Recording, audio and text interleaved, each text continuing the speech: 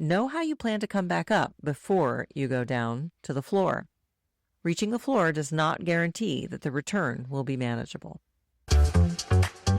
Are you ready to get back to what you love after knee replacement? The Total Knee Success Podcast is your trusted guide with practical tips, evidence-based strategies, and no fluff. It's not personal medical advice, just solid education to help you manage pain, regain mobility, and get back to living the life you love. Let's dive in. Welcome back to the Total Knee Success Podcast. I'm Michelle. Susie was visiting her daughter when her grandson's toy rolled under the coffee table. Without thinking, she started to lower herself to reach it. Halfway down, she stopped. She was not sure how to continue safely, and she had no clear plan for getting back up. She could walk, manage stairs, and get out of a chair, but the floor required an entirely different movement. Susie's not a real patient or listener. Her story combines situations that many people encounter after knee replacement. And that's why we're talking about floor transfers on the Total Knee Success Podcast. They may not appear on the usual first list of goals after knee replacement, yet they're part of gardening, exercising on the floor on a mat, sitting beside a grandchild, reaching a low space, and many other ordinary activities. There are three broad techniques people commonly use: a kneeling-based technique, a non-kneeling technique, and a supported or modified technique for floor transfers. By the end of this episode, you'll understand what separates those three techniques, what your physical therapist may consider when choosing among them, and why practicing the movement in smaller parts can make it feel much more manageable. First, we need to separate a planned floor transfer from getting up after a fall. When you choose to go to the floor, you can prepare the area, arrange support, and decide how you will come back up before you begin. A fall is unexpected and may involve an injury or medical event. Episode 107 will cover fall prevention and getting up after a fall in detail, so check that out if I've published it already. Today, our main focus is education on the planned floor transfer. Moving from standing to the floor requires you to travel a long distance downward and then raise your body through that same distance again when you want to stand back up. Your knee is involved, but the movement also depends on your hips, ankles, trunk, arms, balance, and coordination. That's why you may walk well and climb stairs, but still find getting to the floor and back up again surprisingly difficult. Sitting in a chair gives you a fixed target and a familiar starting point. Near the floor, your support changes several times. You may move from 2 feet to 1 knee and 1 foot, then to your hands and knees or toward 1 hip. You have to control each position and know where the next support will come from. Before I describe the three techniques, I'd like to remind you that this is general education, not a set of instructions for you to follow on your own.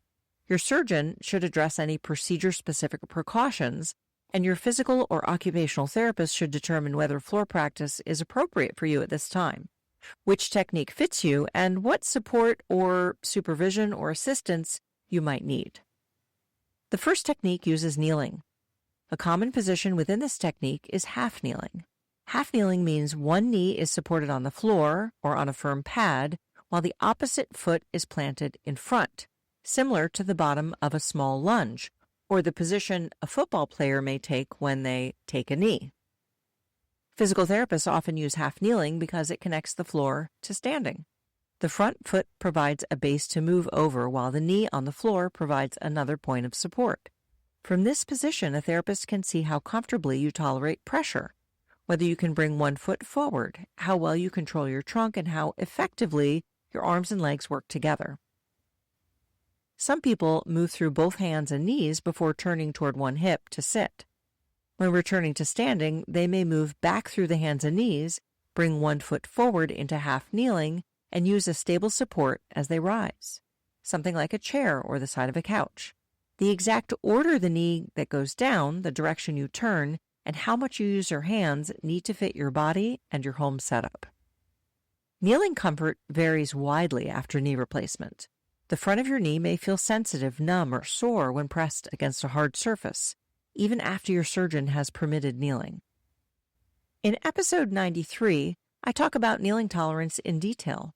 including why permission, comfort, and confidence are separate questions. Research also shows that difficulty kneeling is common after knee replacement and can be influenced by discomfort, altered sensation, fear, and other joint problems. A recent incision, wound concern, revision procedure, tendon repair, fracture, infection concern, or a restriction from your surgeon may rule out kneeling for now. Your other knee also counts. Arthritis or pain on that side may affect which leg, if either, can be placed on the floor. There's no automatic rule that your replaced knee should always be the knee on the floor or always be the leg in front. The more comfortable arrangement may depend on kneeling sensitivity, knee bend, leg strength, the condition of your other knee, and the direction you need to turn. A physical or occupational therapist can compare both sides instead of assuming one setup will be best. The second technique avoids direct kneeling. One common version uses side sitting. Side sitting means your pelvis rests on the floor while your legs angle toward one side rather than folding directly underneath you. One leg may remain farther forward or less bent. This technique may reduce pressure on the front of your knee and may require less knee bending than a full kneeling position. In exchange, it may ask more from your hips, your trunk, your shoulders, wrists, and balance. A painful hip, limited hip rotation, or difficulty supporting weight through your arms can make side sitting a poor fit. A non-kneeling technique may also use a controlled turn toward a low, firm surface rather than taking you directly toward the floor. The key question is whether avoiding kneeling creates a more manageable movement without shifting too much demand to another joint or to your balance. The third technique is supported or modified, and this approach adds a stable support, divides the distance into smaller levels, or changes the activity so you don't need to go all the way to the floor. A firm couch, fixed rail, heavy bench, raised mat, or professionally selected intermediate surface may be useful. I use this a lot in the clinic. I tend to go from a chair down to a stool and then eventually down to the floor. An intermediate surface could allow you to move from standing to a low but firm level before continuing.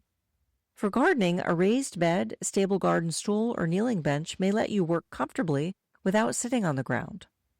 For time with a grandchild, a firm cushion beside a stable couch may create a better setup than the middle of an open room. For a mat exercise class, choosing a position near a fixed support can give you a planned way back up. The word stable is really important in this case. A lightweight chair can tip. A wheeled stool can roll. Stacked cushions can slide, and a towel bar can pull away from the wall. So be careful. The support needs to remain steady while you place meaningful body weight through it. The goal of a supported technique is not necessarily to progress all the way to the floor. Sometimes the best solution is to change the activity. Reaching a raised gardening bed, sitting on a low, firm bench, or exercising on an elevated mat may give you the experience you want without requiring a full floor transfer. That's a practical adaptation, not a lesser accomplishment. Help from another person also requires some planning. Pulling you upward by the arms can strain your shoulders and disturb both people's balance. A family member can be nearby for reassurance and assistance, but your therapist can show that person where to stand and how to help without pulling or lifting in an unsafe way. So how does the therapist choose among these techniques? It usually comes down to 4 questions. Can you bend your knees enough for the positions to be considered? Can you tolerate pressure through one or both knees? Can your arms and legs control your body close to the floor? And is your balance and the environment appropriate for the technique that you're choosing? A therapist may begin with a chair rather than the floor. Standing from a firm chair provides information about leg strength, forward weight shift, balance, and how much you rely on your hands.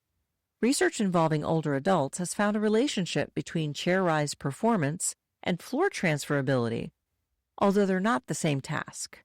The therapist may then test one small part of the transfer. That might be controlling a staggered stance, moving toward a raised padded surface, turning from sitting toward one side, bringing one foot forward from kneeling, or practicing the final rise from a low, supported position. This is where the task often becomes less intimidating. You're not being asked to solve the whole transfer all at once. You and your therapist can identify the specific part that's limiting you and work from there. It's also nice to split it up because working on transferring to and from the floor can be pretty exhausting. So sometimes we split this up into parts during a therapy session. One teaching method is called backward chaining. It begins with the final portion of the movement and adds earlier portions later. You might practice only the last transition from a low supported position to standing. Once that's controlled, the starting position can gradually move lower. Research involving older adults suggests that practicing floor-rise skills can improve parts of the task, although the evidence is not specific to people after knee replacement, and the results across studies are mixed. The useful principle is to practice the actual skill in careful chosen pieces rather than assuming general exercise will automatically teach the sequence. Strength still contributes. Chair rises, step work, and exercises selected for your hips, thighs, trunk, and arms may build the capacity you need, but strength alone doesn't tell you where to place your hands, which foot to move, or how to organize your body close to the floor. For a first attempt, use a controlled environment and work with your physical therapist or another qualified clinician. Choose a firm surface with enough padding for comfort, but not so much that your hands or feet sink or slide. Clear loose rugs, pets, cords, and hard edges. Use secure footwear when the technique begins or ends in standing. Please do not practice when you're dizzy, unusually tired, ill, or affected by medication. And very importantly, know how you plan to come back up before you go down. Reaching the floor does not guarantee that the return will be manageable. Now, let's briefly return to falls. After a fall, pause before trying to stand. A head impact, loss of consciousness, severe or increasing pain, significant bleeding, a visibly changed limb, chest pain or symptoms, new weakness or confusion, or an inability to move or bear weight are reasons to seek emergency assistance. When you're uncertain whether an injury occurred or cannot move safely, call emergency services or use an emergency alert system rather than making repeated attempts to stand. Episode 107 will provide a more full discussion on fall prevention and what to consider after a fall. The point for today is simple. A planned floor transfer is a skill you can prepare and practice, and it's wise to do so if you're capable.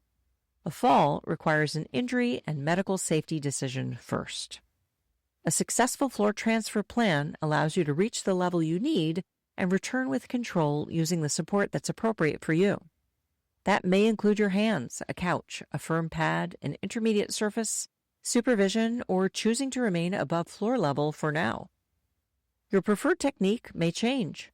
Early after surgery, a supported or modified approach may be the most reasonable option. Later, changes in strength, motion, or kneeling comfort may make another technique quite possible for you. The choice can also change with the activity. For gardening, you may not need to reach the ground. In episode 97, we'll explore raised beds, garden stools, kneeling options, lifting, carrying, and pacing.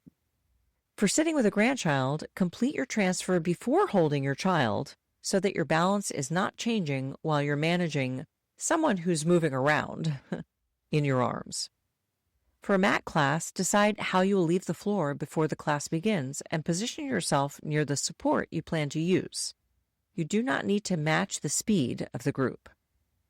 The 3 techniques give you a simple way to organize the possibilities: kneeling-based, non-kneeling, and supported or modified. You don't need to memorize every variation. You need a technique that fits your motion, strength, comfort, balance, and environment.